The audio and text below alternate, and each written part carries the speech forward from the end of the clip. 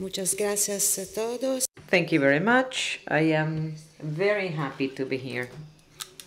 I'm very happy to share this experience with you. I'm a psychologist, I'm a psychotherapist, and I work in a mental health office in Italy. I am a researcher at the Dialog school that does work with Jean Rivière, José Diego, Raimondo Baulero, etc., among other professionals. In the year 2016, we started a collaboration between the Dialog school and the Takiwazi Center Tarakoto.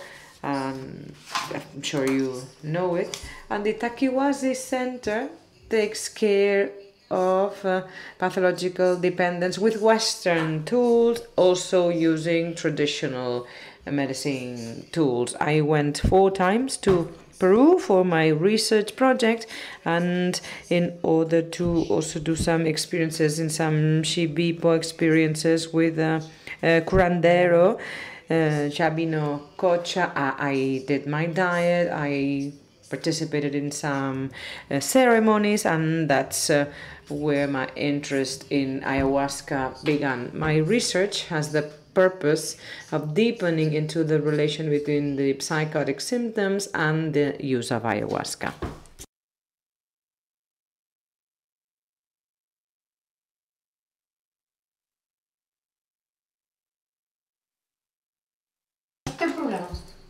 We are going to be focusing in altered states of consciousness, ASC, dissociation, the process by means of which different states of consciousness arise, and they might be separate from the original state. Dissociation was studied in the past as the origin of as the root of some mental disease with Blomberg, Lapassat, Montecchi. Currently, it's regarded as a universal mechanism that may also be a resource for the individual. The subject has the chance of accessing other states of consciousness, and they can integrate them with other aspects within their own personality in order to achieve a multiple self, a tool that's very active in lifestyle changes or life-changing events. Montecchi suggests that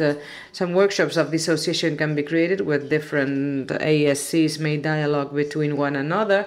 The rave parties, these huge parties with techno music, etc. We take this as a backdrop. He would say, Montecchi, that this could be considered a dissociation workshop where the different altered states of consciousness can dialogue. And if there is this dialogue, this can be good, a resource for the individual. If they're separate, however, they may be a problem.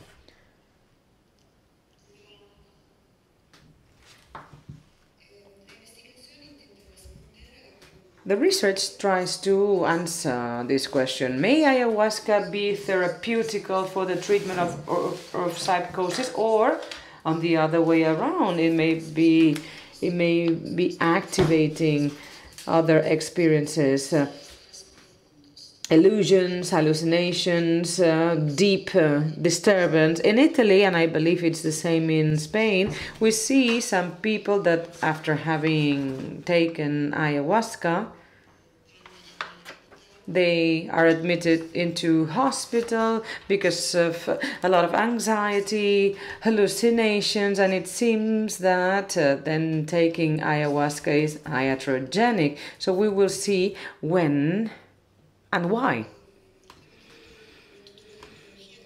The methodology that we used was this. We analyzed 8 clinical cases taken from the Takiwazi Center. They gave us their material coming from the Project Plus. It's an IT tool, actually recording all the clinical data of the patient, diagnostic, examination, psychological tests, their experience with ayahuasca.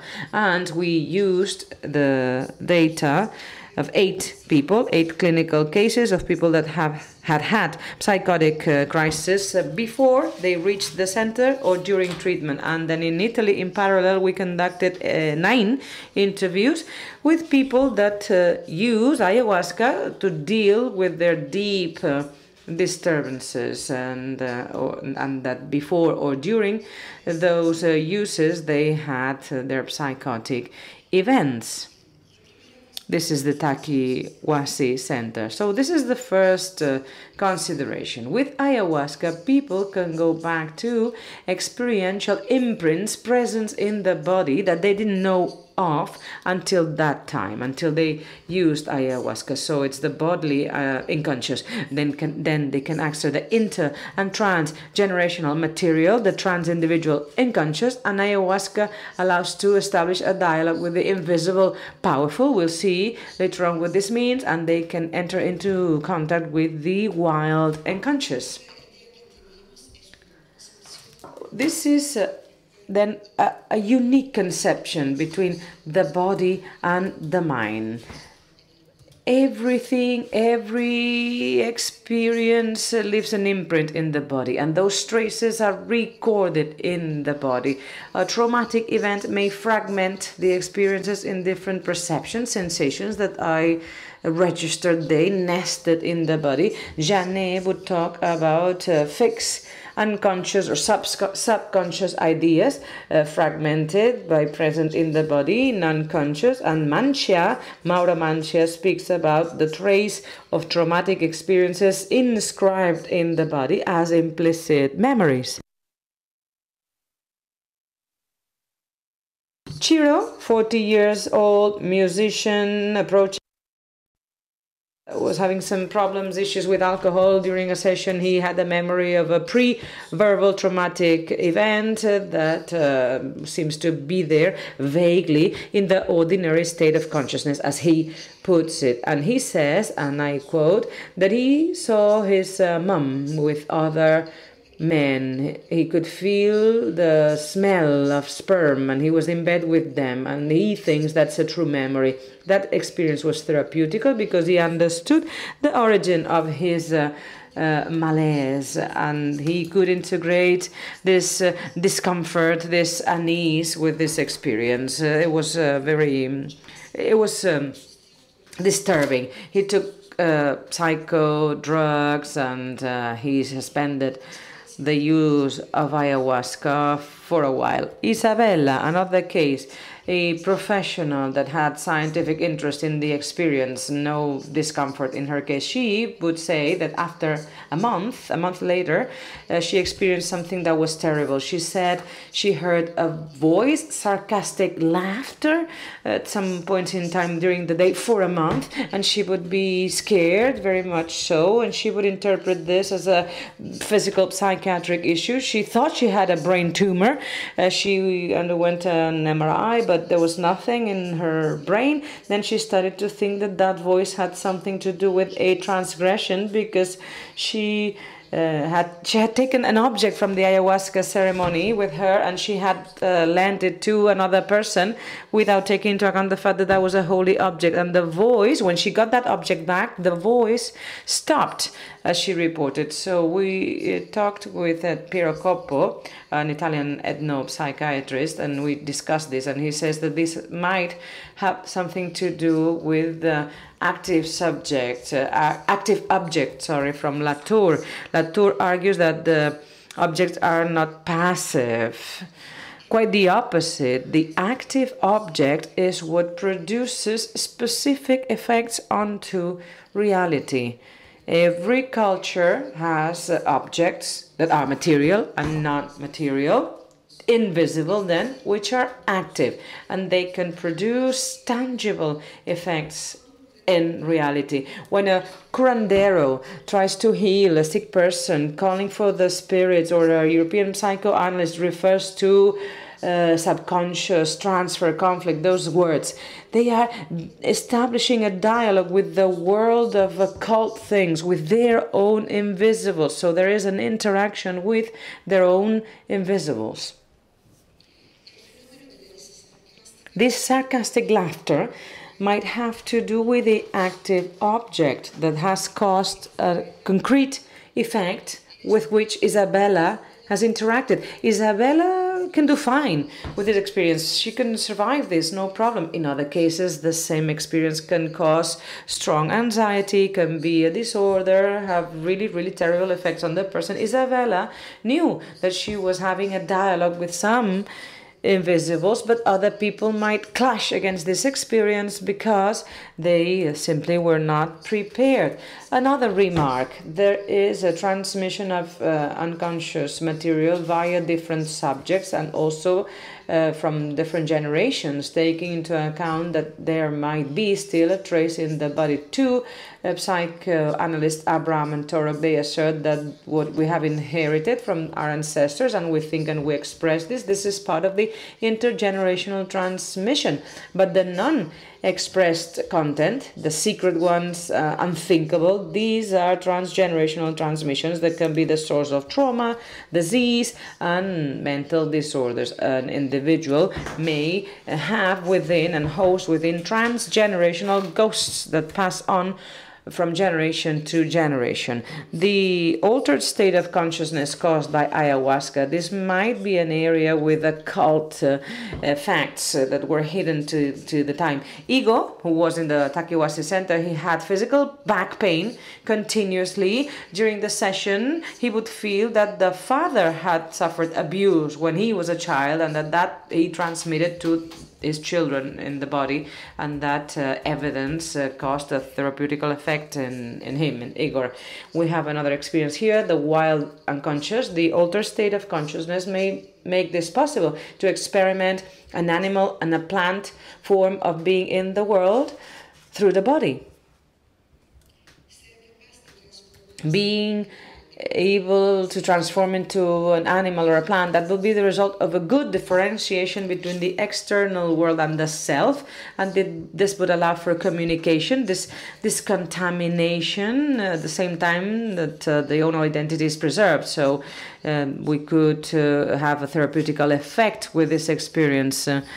Without, so another author says that children with severe sicknesses stop drawing human figures and they start drawing plants and animals, and in extreme cases hybrid images. That's according to Simon Korf-Soos. The concept of the skin might help us with our first question, and this is key. This is key for us and for our research, because the skin is the joining between being in the world and being separate from the world. A person that's beginning to be psychotic does not distinguish clearly inside from outside. The skin is not performing appropriately its function. Antonio, for instance, a participant after taking ayahuasca, lived that other people were invading him and he was producing mental images that other people could see. He said at night he fears that the colleagues, other participants would turn into animals, and that he felt as a threat, irreversible process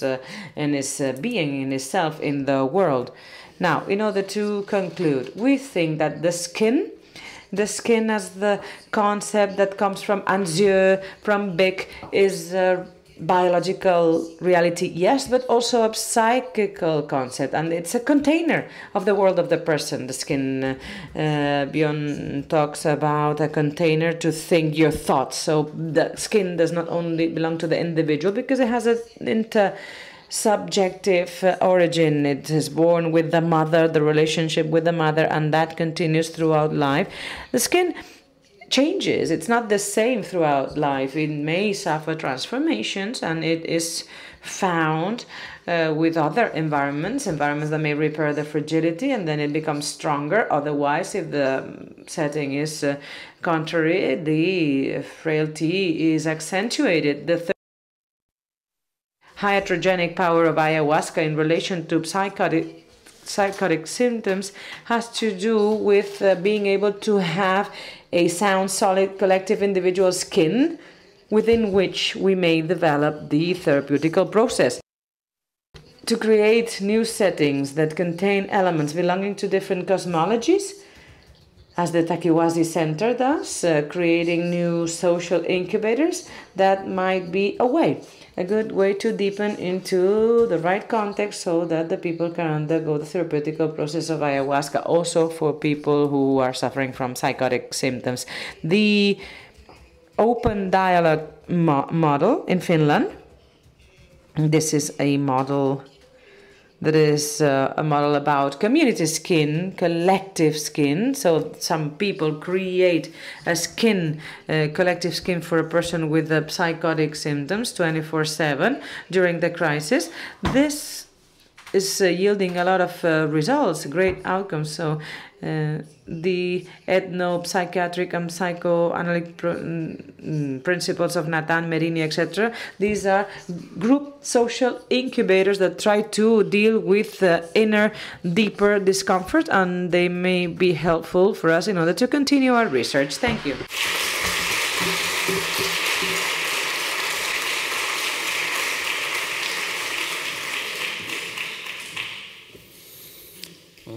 Now we have time for some questions. If anyone has anything to ask, you can address any member of the board.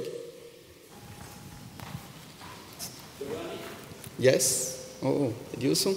Can someone please bring a microphone, please? Sorry? Oh, okay. Sorry. Hi. Thank you, everybody, for great talks. I have a specific question for JP. Thank you very much for here, to your left. Here. All right.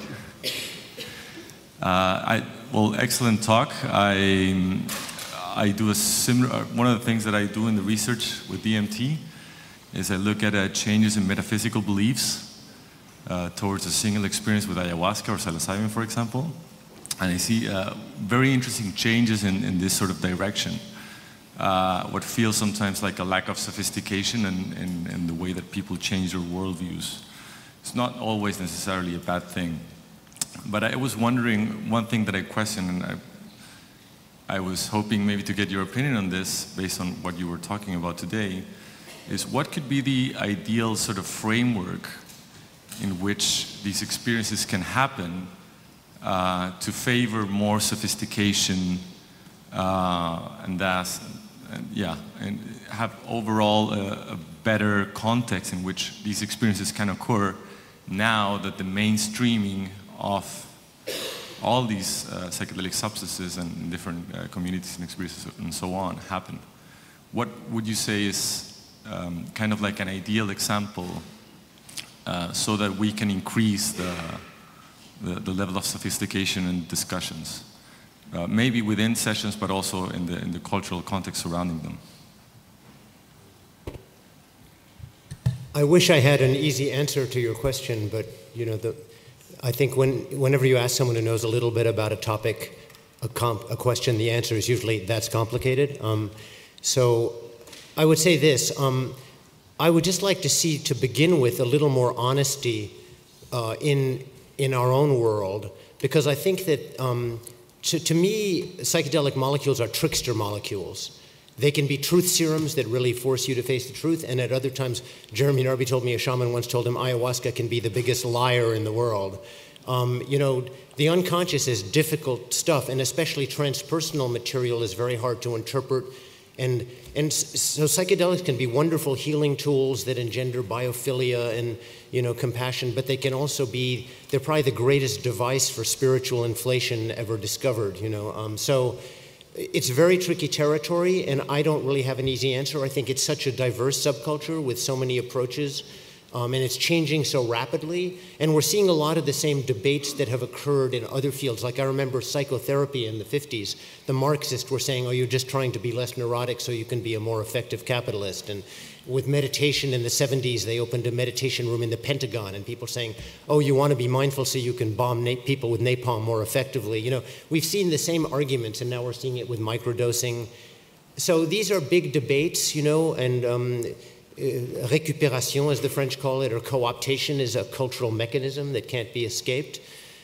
But I think we just have to start in forums like this to begin to honestly tackle these questions and to begin to explore what the real problems are realistically and to tone down the utopianism a little bit. I think these substances have enormous promise, and all these people here are doing very serious, rigorous research. None of them are flakes. But I think that a lot of the people out there are, and I think, you know, education and discussion and pointing out when people have really exuberant, overzealous ideas is good if you can do it gently. I'm not good at doing it gently, but other people might be, you know, so that's the best I can come up with. Thanks.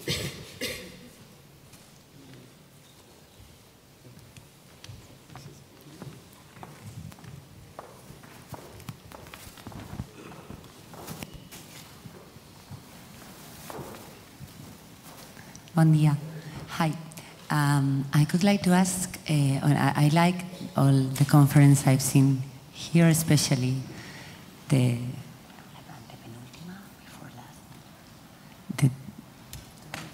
one before the last. I'm so into the things you said. But my question is about the last conference.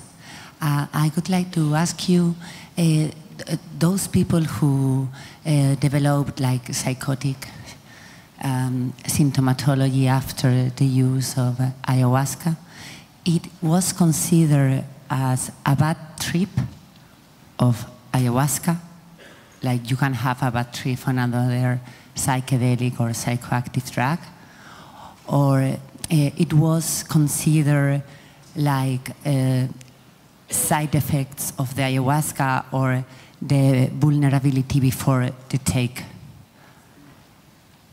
Because here I haven't seen much about bad trips on ayahuasca and the integration after, but I know a lot of cases. So I want just to know what were you talking about?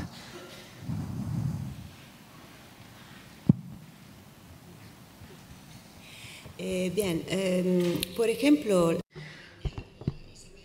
Isabella, let's take the case of Isabella. She would hear those voices, as I explained, and I think we can say that it could be considered a bad trip because she clashes against some invisibles. That's one hypothesis, of course, but the skin, again, her skin and the collective skin, where the experience takes place, this skin can allow to integrate it because she does have some tools to do so. Some other people, for instance, start listening to voices, and with the tools, this can, without the tools, this can be a chronic discomfort and really disturbing unease. So that's why it's difficult to distinguish and say it's one thing or another one, because I don't refer to the skin as the structure of personality. I'm not thinking just that the psychosis is just an individual thing. That's not what I'm arguing. It's like the skin is individual, also at the same time group and collective, community skin. And if we can create a solid, sound community skin, then we can work in order to integrate this experience so that it doesn't become a deep, profound discomfort. It's an idea, it's a hypothesis, it's not the truth, but I'm on it.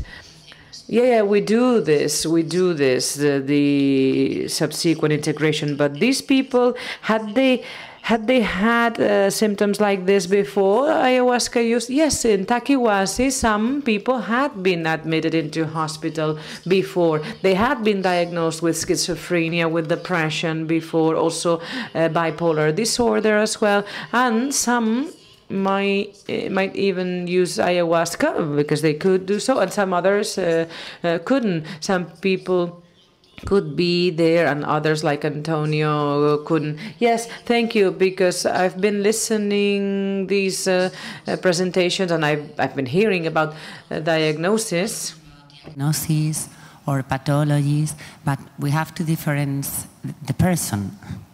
I mean, it's not bipolar disorder and schizophrenia. There are a lot of people who have this things in their lives, and I think you have to do it in individuality, no? Not in general, to say no or yes to any drug. No? Okay, thanks.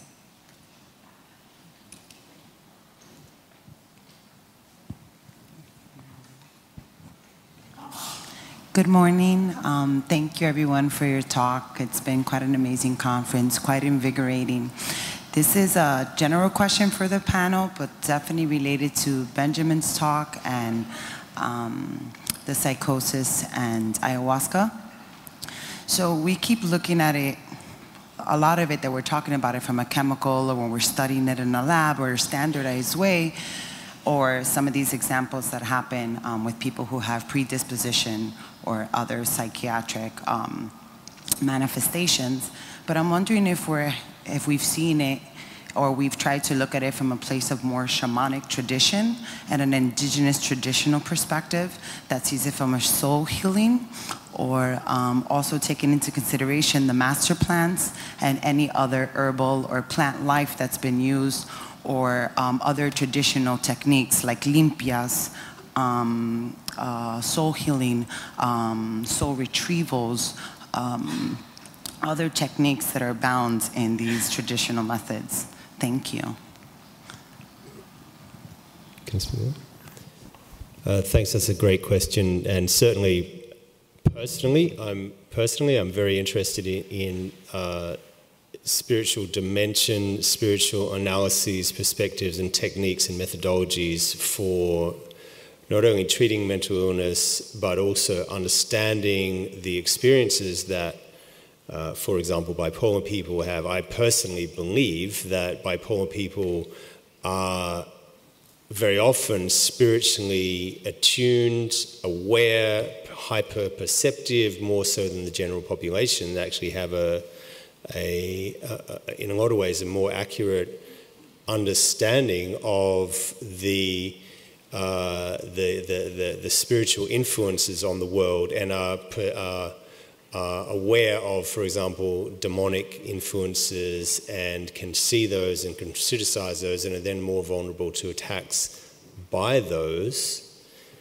And that's, so I'm interested in that, and that's what I would like to develop when I say a protocol for treating bipolar disorder. There would actually be, it would be founded in the Amazonian indigenous spiritual wisdom, but I'm in this very interesting contradictory balance situation where I'm doing a PhD in a psychiatry department because bipolar people usually can't hold down a job, and therefore cannot even afford to go to an ayahuasca ceremony unless it's like a daime charity sort of situation. But usually they cannot afford to go, and yet they're the most needy. And so what I'm trying to do is make it somehow accessible on the national health system, or Medicare or Medicaid or whatever it's called in the US, and also understood and validated, and to kind of overcome this exclusionary block of bipolar people accessing ayahuasca. And the only way to really do that is to legitimize it through mainstream psychiatry. And ironically, to do that, I have to just shut up about a whole bunch of stuff that I believe in to write my PhD thesis. And you know, I've focused, I mean, I only had 20 minutes today, so I've just focused on the reductionist stuff, but I have a lot to say. And I must say, it's pretty funny when I present my talk in my psychiatry department, to even just start to mention any of that stuff, and they're already diagnosing me as being insane, right?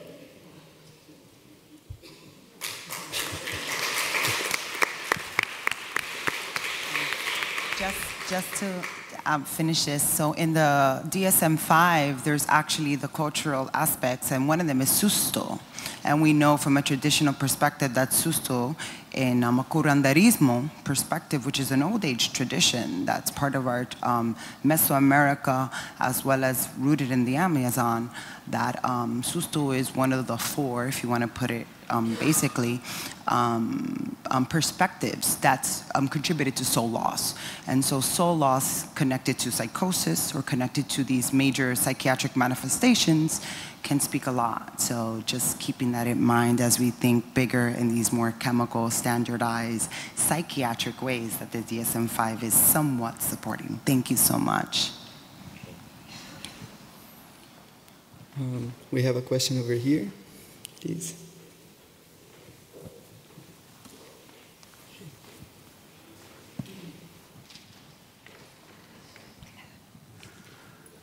Minha pergunta é para Benjamin. I have a question for Benjamin. I would like to ask. Sorry, the gentleman is speaking Portuguese, so I'll do my best.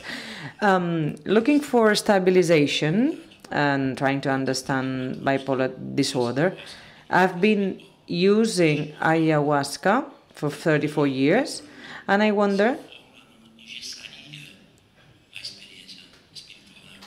about the spiritual experience when I deal with topics like that, people with disorders. They are looking for a psychical harmony. I work with ayahuasca, and I try to undergo this spiritual experience with the indigenous, with the shamans, with the original countries, and we know that ayahuasca is one of the magical, mysterious plants that we have, and it's different from other ones, and there are very many in the indigenous. But ayahuasca responds to some needs, but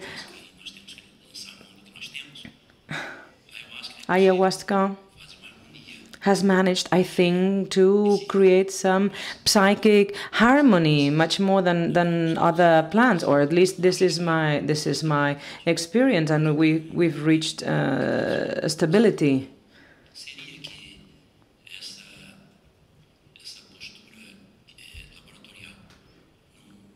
I don't know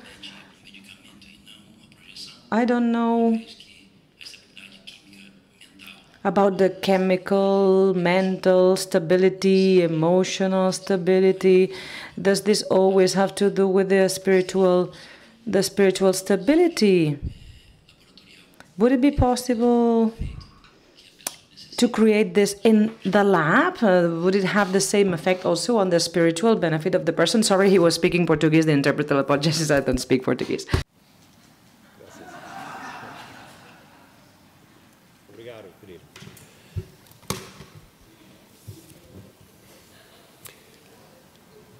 Who's ever heard of the term, my spiritual practice keeps me balanced? So, people who do yoga, meditation, sing sacred songs, these sorts of things, they actually say that spiritual practice keeps their mind, their emotions, their brain chemistry, their hormones actually balanced. Well, I think there's something to that that's pretty profound. I could hypothesize that that's because DMT is endogenous, which is, that's not proven, but DMT could very easily be synthesized from tryptophan in the same way that serotonin is, and so that if we are constantly generating DMT through these types of practices, we've got DMT operating to balance our brain chemistry through those activities.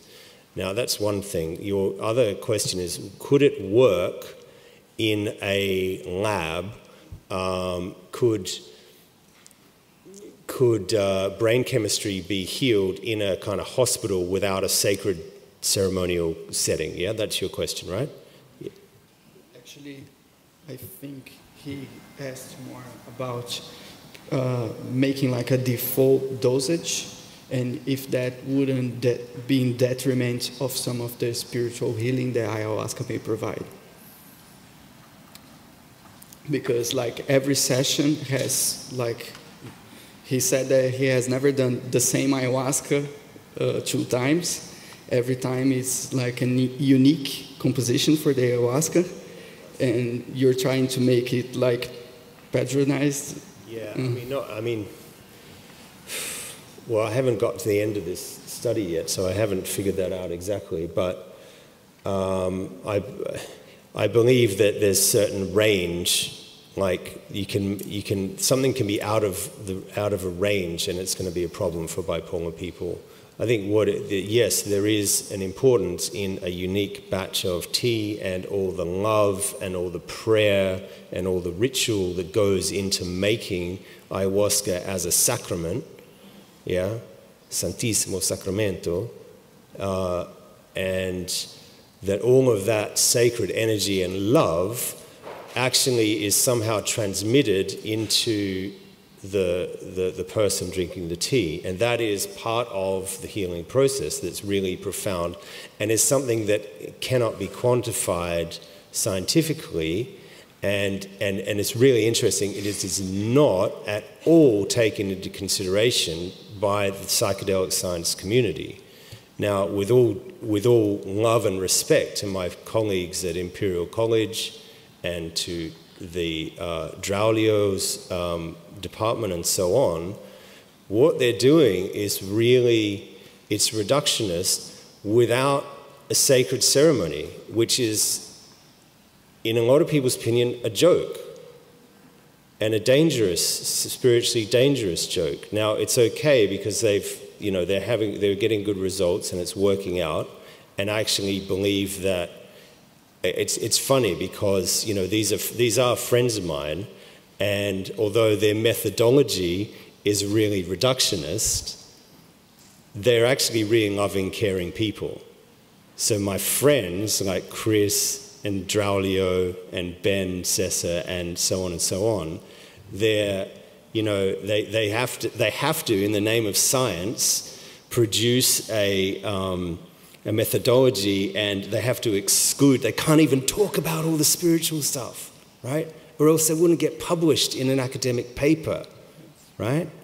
But sneakily, they're really loving. Like, they actually really love the people, and that gets transmitted and felt. So that's what's called the placebo effect. But like Draulio's study that I referenced, and Fernanda and so on, their study, they had a massive placebo effect. Now, why was that? Because you had homeless people coming off the street. They didn't know whether they were drinking ayahuasca or placebo, but they were getting treated really nice, and they're homeless people, and they're getting a love effect. And you know what? They're less depressed at the end of it, even the placebos, right? So that's being transmitted. Now, somehow that, I think, what I'd really like to see in terms of the research and the treatment protocols developing with ayahuasca is to include all the prayer, to include all the limpezas, to include all the sacred songs and the ritual and the tradition that is indigenous science. Right? They've scientifically worked this out, and they're really intelligent, and they really know what they're talking about, and we should be listening to the indigenous traditions and including those in our research, because are we trying to just play a game with the double-blind placebo protocol that is the only thing that works in capitalist pharmacology, pharmaceutical industry, or are we actually trying to help people? O que eu posso dizer é que, na minha experiência de 34 anos de trabalho com psicoterapia e ayahuasca, não as duas juntas, mas em conjunto, trabalhando em conjunto. I think that we should work together, psychotherapy and ayahuasca, and the effect.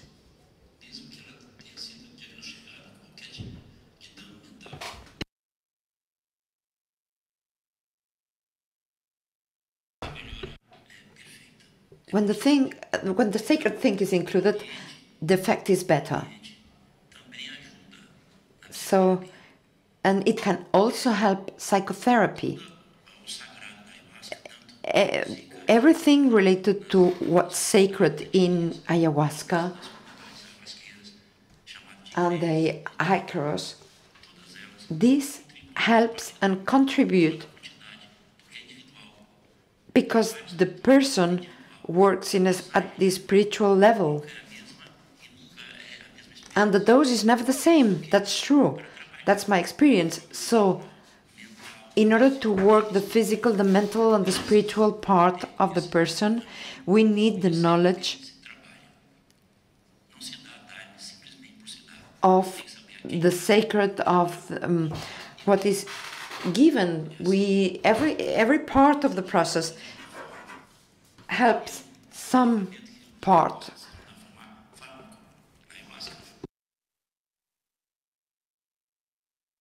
But of course, everything depends on each case. It's a case-per-case basis.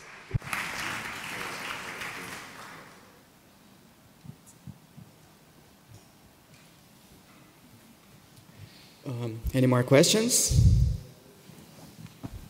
There we have one.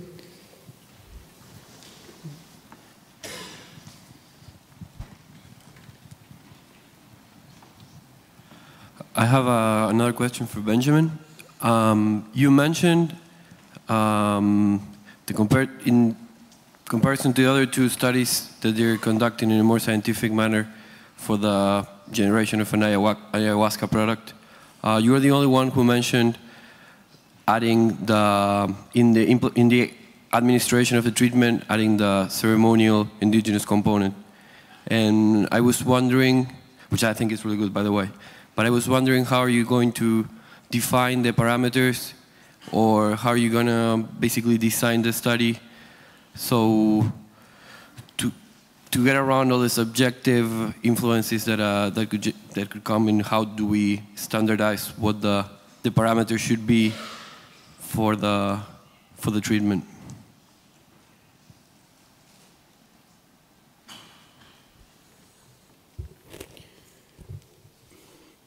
How do you fit spirituality into a scientific box is basically, how it's for the purpose of a scientific study. And yeah, that's a very, very difficult question. And I don't know the answer to that yet. I mean, I think actually what I'm really getting at is that the fact that we cannot answer that question is not so much a problem with indigenous spiritual wisdom as a problem with Western colonial ontology, which has, through the last 500 years of European colonization of the rest of the world, has used science as a justification for their supposed white supremacy. Yeah? And I just... And, I mean,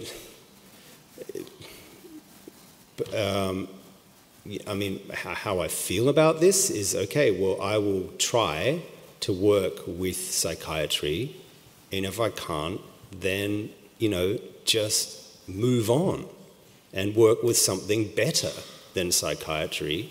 And I think that Amazonian indigenous spiritual wisdom is a better philosophical, ontological, emotional framework for supporting sensitive people like bipolar people. And that we just need to get a bit technical, and I'm getting, as you can see, quite technical with what I do, and just applying a bit of that thinking, but where the actual, the authority is in the Amazon.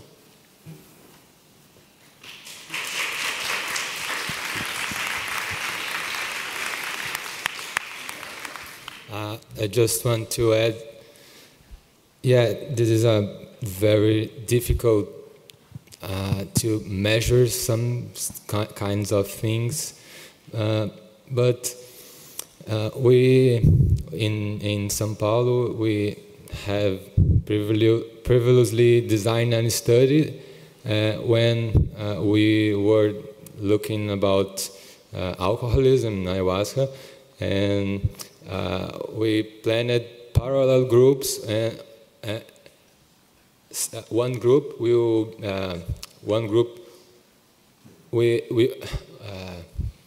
in the laboratory without the context and the ritual context, and the other one in the ritual context. The ritual would be the same as a normal ritual to the participants in the study. So yeah, there are a lot of considerations about this type of design, but maybe we can gain some insights about this influence of the context and the many factors involved in these final outcomes. Yeah, I do believe that mixed designs using quantitative and qualitative methods also could enhance our comprehension about all these factors. And so we can use like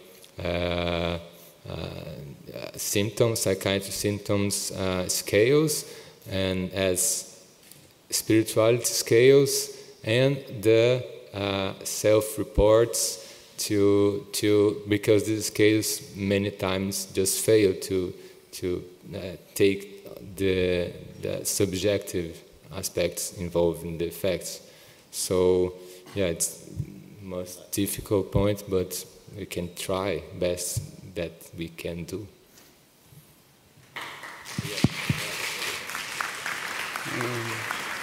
Okay.